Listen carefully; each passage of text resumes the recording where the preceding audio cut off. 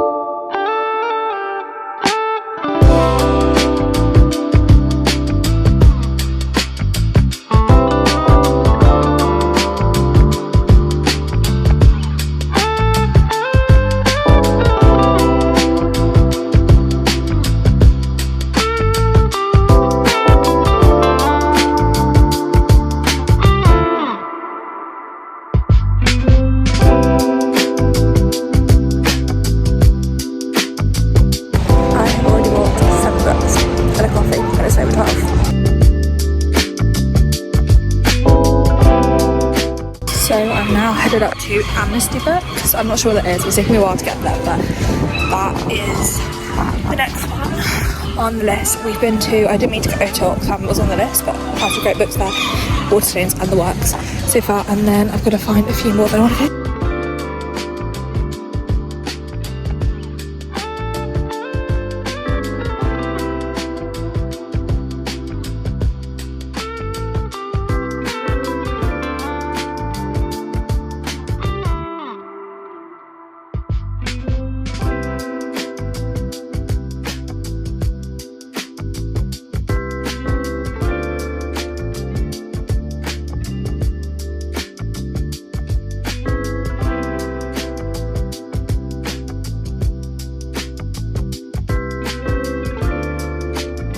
We secured one book there, and now we're going to the last bookshop. That's the name of the bookshop, by the way. That's not me saying it's the last.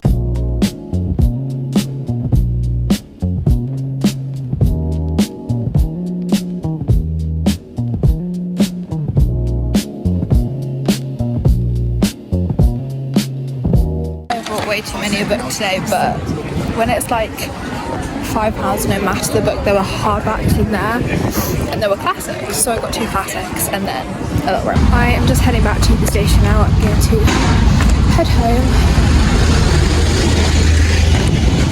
It is freaking boiling. I bought way too many books. I think I'm going to do a car restock on the way home, just go to like Lidl and grab some stuff to keep the car full. But yeah, I'm literally just heading into the train station now, so yeah. So hot. Get on the train.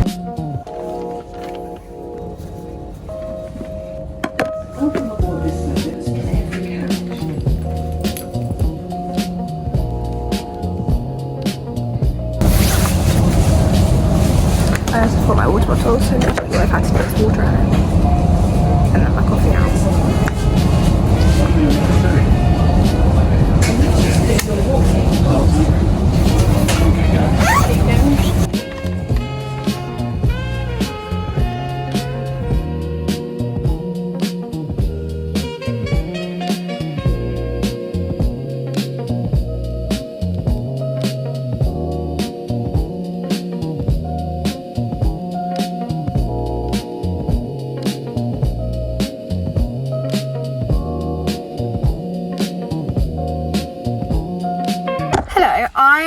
car, and my car doesn't have aircon, so while it like has a second to cool down, because it was in the shade as much as I could get it, but you know, it's kind of hard to tell when you leave in the morning but the shade's going to be in the afternoon. Well, you can tell, but I was in a rush, so it doesn't matter. I thought I would yap to you while I'm letting the car cool down. Also, I forgot the other day I drove into Lewis and it was a very stressful drive, and during it I have like this cup holder down there that basically I had my coffee in it and it like kind of half spilt out, and so thankfully it only fell. I have these like mats in the back, thankfully it only fell on there, so I will be able to wipe it off. It's not on like any of the actual seat, but I need to A, wash it out, and B, like the car do this. But our driveway isn't big enough for both my parents' cars and my car, so I park on the road, and it's a very safe road. It's like a road that like everyone parks on. It's not on a main street, like you have to come off a main street. It's very safe, but I still don't want my windows open, so I don't really have much time other than me like sat here to like maybe let it cool out a little bit.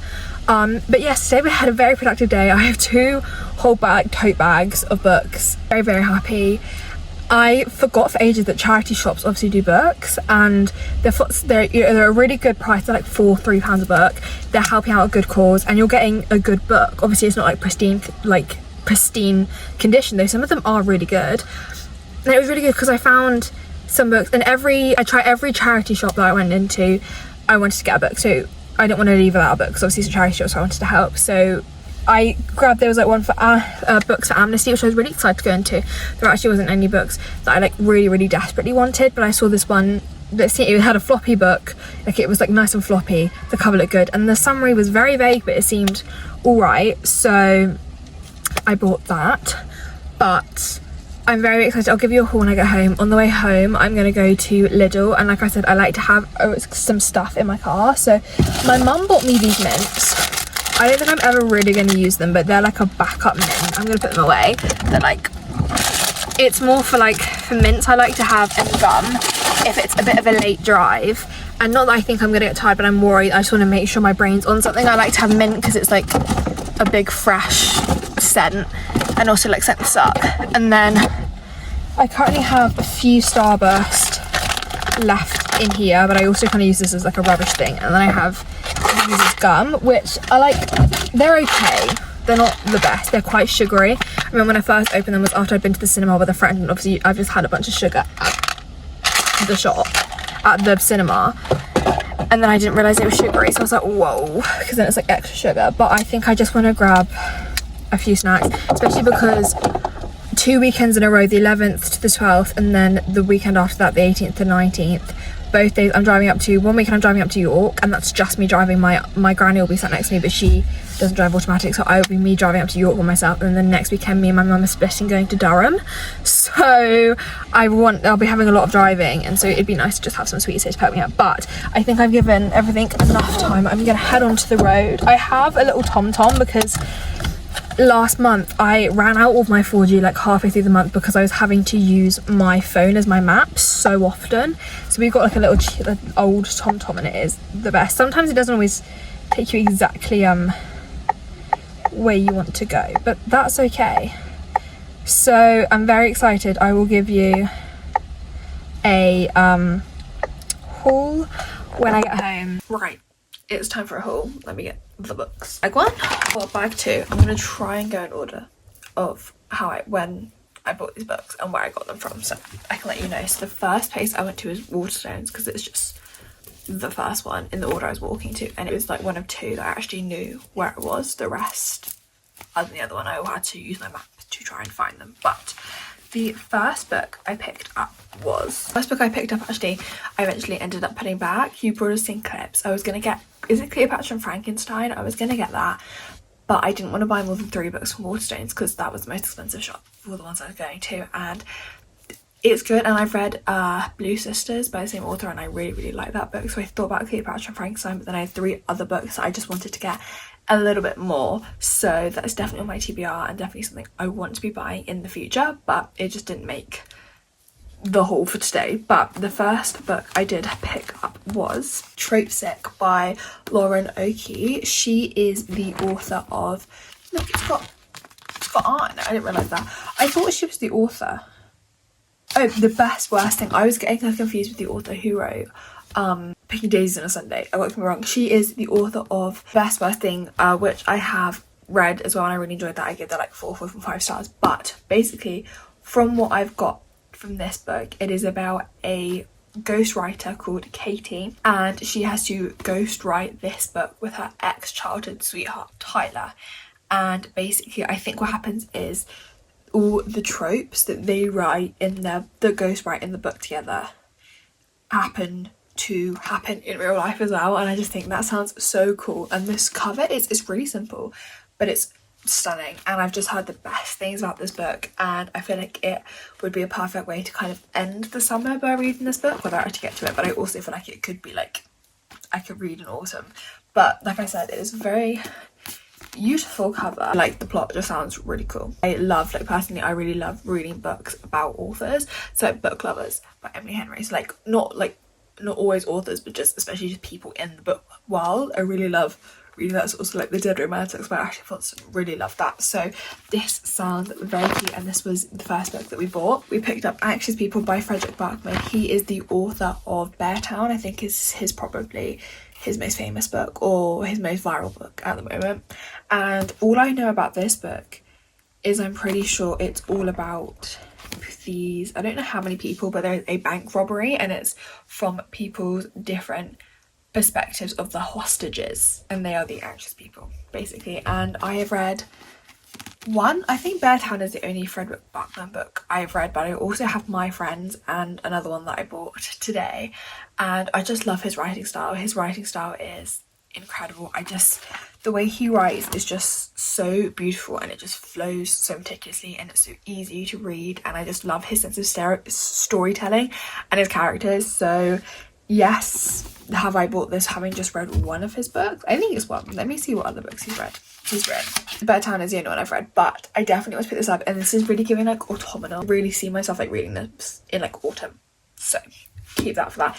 Didn't realise it is a Netflix series, so I'll have to look for that. But we also got this from Waterstones, and then the final book I got is Finale by Stephanie Garber. This is the book that I put Cleopatra and Frankenstein away for. I decided I actually wanted this one. This is the third book in the Caraval series. I've read those books so spread out. The first one I read, and then I waited like 7-8 months to get the second one. I got the second book for Christmas, and then I haven't had this book for ages, so I'm definitely gonna have to do a recap on the whole series, like what the series is about. I literally can't even remember what the series is about. I just know that I need to finish this so I can start reading the Once Upon a Broken Heart series, because that is the one that's like most viral, that everyone loves the most. So I wanted to read this before I got into that. But I know the first book follows Scarlet, and then the second and third book follow her sister Donatella, or Tella she goes by. But the first book is kind of about this magical kind of like circusy games thing that comes to town, and is a massive game of it's kind of hard to explain. It's like a big game, treasure hunt kind of thing, and that follows Scarlet. This is the final book. This edition is literally stunning. It is so pretty. I'm very excited to read this after I've done a good recap of the other two books. But those are the three bit of a theme that I got from Waterstones. Next we went to the Works, where I got 4 books, because there was one just normal, like a normal Works price, and then there was like 3 for £7.50 I think it was. So let me show you those. The first one I got was I'm Glad My Mum Died by Jeanette McCurdy. I've been wanting to get my hands on this ever since it came out, I think like 3 years ago. That is such a lie. It came out like a year ago. I really thought that came out 3 years ago. It came like a year ago. But this is a memoir by Jeanette McCurdy. If you like, she was on iCarly and Sam and Cat. I think it was where she's most famous for playing Sam on both of those. And this is a memoir about her kind of like her life. It's not more about like her Nickelodeon days or anything, it's more about the relationship she had with her mother and being forced into being a child star. So as you can kind of tell, and it's about that kind of toxic abusive relationship she had with her mum. I've heard this is both hilarious and also really depressing and moving, so it sounds kind of perfectly up my street.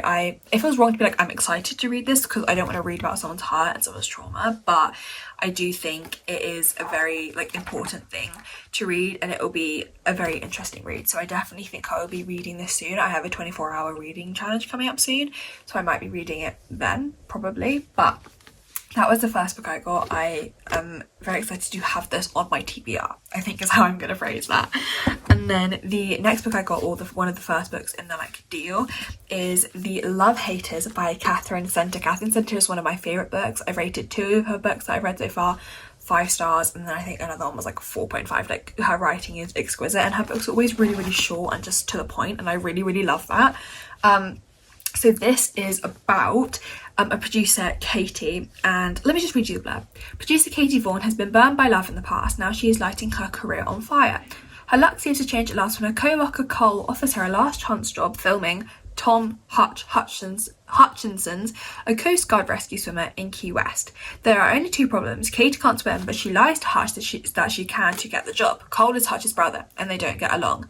Paradise is messier than it seems. As Katie gets entangled with Hutch and his eccentric family, she starts to realise that she's not the only one that has been let down by love. Key swimming lessons, helicopter flights, Congo lines, drinking contract. I just got cut off while I was telling you about The Love Haters. I think I got you majority of the blurb of this, but I'm just very excited. Hope to read these in the last few days of August and of summer, because it obviously seems like a very perfect summer book, but I'm very, very excited about this. And then the next book I got is Under Lock and Key by Lana Ferguson.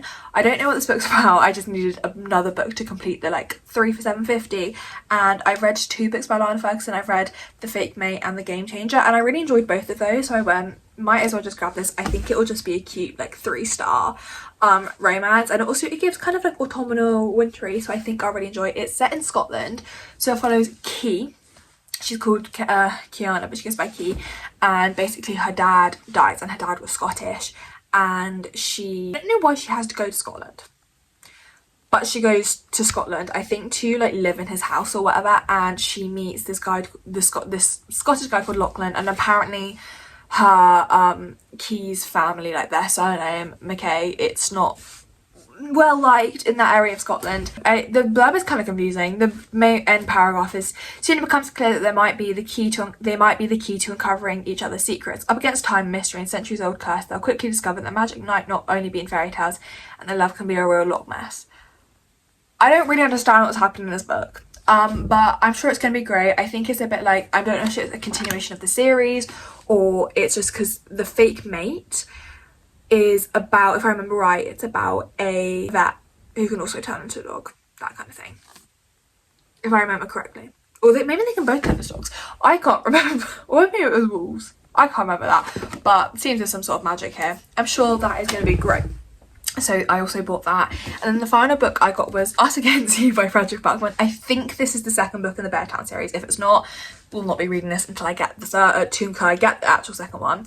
But I obviously can't read you the back of this because it would spoil Beartown, but Beartown, I can't remember if it's a Swedish town or if it is a town in Iceland, but it's a very small town in very rural one of those countries, and there's a big focus on ice hockey. It's like that's the central part of that town's kind of like culture, and it follows the parents involved in that and the boys and the girls playing the hockey, and there's also an element of mystery to that. So I'm very excited to, hopefully this is the second book, pick this up and continue this. And also it just seems perfect for winter, so I will be picking this up probably December, so not soon. But that ends the books that I then got from the works. Whoa, so we're already 7 books into this haul, so we've got another 9. I then went to a bunch of charity shops, because I went to 2 Oxfams and 1 Amnesty, Books for Amnesty, that's what it's called. So I'm not going to go in a particular order for that. One of the first books I got was Lessons in Chemistry for not even £3. It was £2.99, and funnily enough I nearly bought this in Waterstones, so I'm really glad I didn't, and I got it in pretty good condition. Chemist Elizabeth Zott is not your average woman. In fact, Elizabeth Zott would be the first to point out there is no such thing. But it is the early 1960s, and her all-male team at the Hastings Research Institute takes a very unscientific view of equality. Forced to resign, she reluctantly signs on to be the host of a cooking show, Separate Six. But her revolutionary approach to cooking, fueled by scientific and rational commentary, grabs the attention of a nation, and soon a legion of overlooked housewives find themselves daring to change the status quo, one molecule at a time. I'm very excited to read this. I've seen not only the best things about this book, but also then I think it was a TV show made out of it by starring Brie Larson. Adore. So I'm very excited to. I love it when you can like read a book and then go and watch a TV or like movie adaptation of it. So very excited to read this. This was one of our first charity shop finds. And then at a different one, I found Bridget Jones's Diary for also £3. I love Bridget Jones. Bridget Jones is such an icon. I love the films. They're like my comfort films. I only like first watched them like a year and a half ago, but Bridget Jones's Diary, I found the book. So I also thought this is like, again, just under or just over 300 pages. So this would be a nice fast read, especially because I know majority of the plot because I've watched the film. So this would be really cute to read. Again, I'm thinking like a September, October read. Fly through it because it's less than 200 pages. You also know the plot, so I thought this would be a really cute book to pick up. Again, it was a steal. And another book I got was, this was the book I was saying that I went into Books for Amnesty and it didn't have really any books that I was that interested in, but I didn't want to leave without a book because obviously you're helping charity. So it has a very vague title blurb. She said, Florence Butterfield has a secret. She's kept it for 70 years. She's travelled the world, fallen in love and grown and changed in ways she never could have imagined, but she's never told a soul.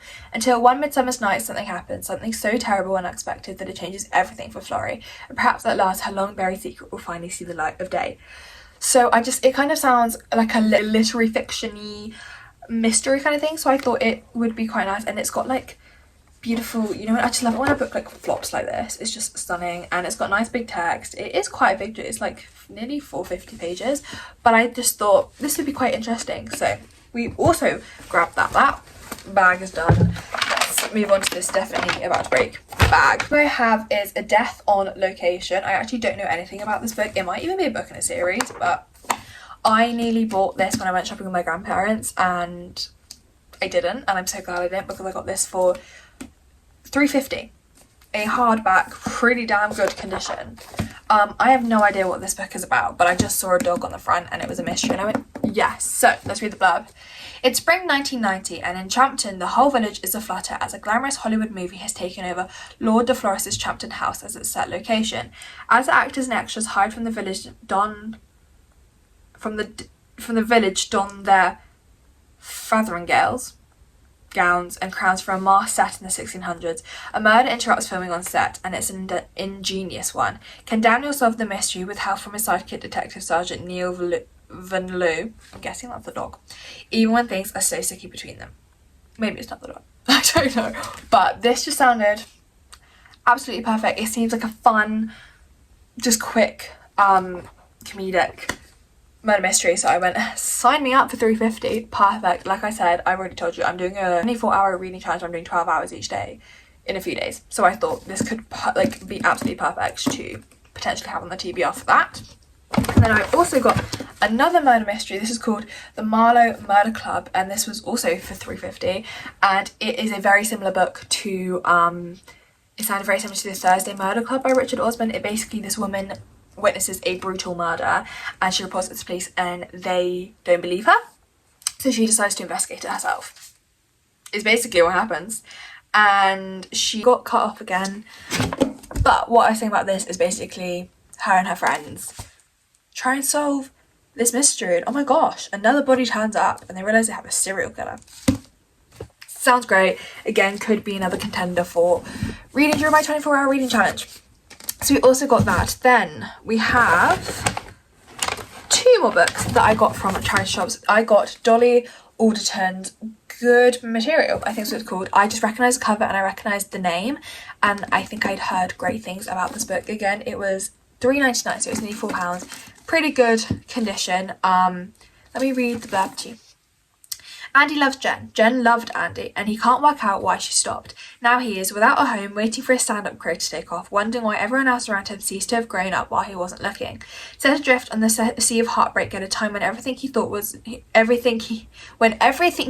he knew about women and flat sharing in his friendship has transformed beyond recognition. Andy clings to the idea of solving the problem of their broken relationship, because if he can find the answer to that, then maybe Jen can find